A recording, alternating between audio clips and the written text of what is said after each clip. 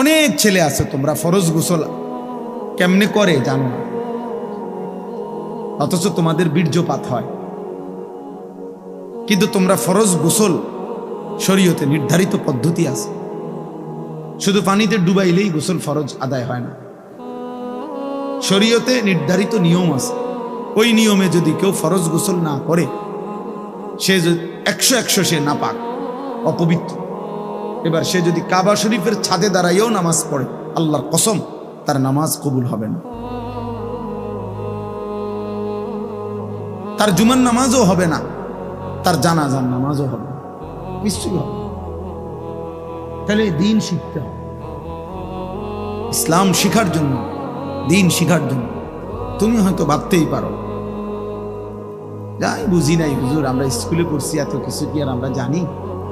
দোস্ত, এই সমস্ত এই সামান্য কথায় আখেরাত টিকবে না। অনেক চাচারা আছেন, আপনারাও বলেন হুজুর আমরা গ্রামের মানুষ, মূর্খ সুরক্ষ মানুষ, আমরা এত কিছু টুয়াইলি কি আর হইব, আমরা কি আর পারব? এই সমস্ত কথা বললে খোদার কসম বাবা আখেরাত টিকবে না। হাসরের ময়দান ফাইজলামির জায়গা না, আপনার মস্কারি না, এটা সাদও আনলা।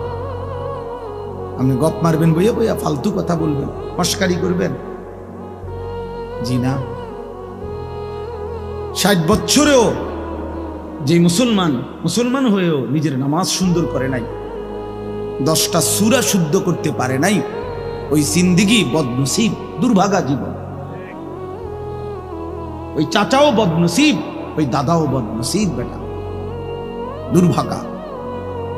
দুর্ভাগা মানুষ। এটা জীবনটারে বাদ কতগুলো পান সুপারি বন বিড়ি চা বিস্কুটের মধ্যে শেষ করে দিচ্ছে, তামাশা করছে, জিন্দিগিকে তামাশা করছে। মনে করছে মোল্লা মুন্সিরা এরকম কত কথায় কয়, মারতো না চাই না, মারতেন না, আমরা মারতেন না, অসুবিধা নেই। হ্যাঁ, আপনি বাতে তো খান, আমরা বাতে খাই, আমরা তার শুধু বন খাই না, ভাত খাই, এই দুনিয়া পার দিতেছি।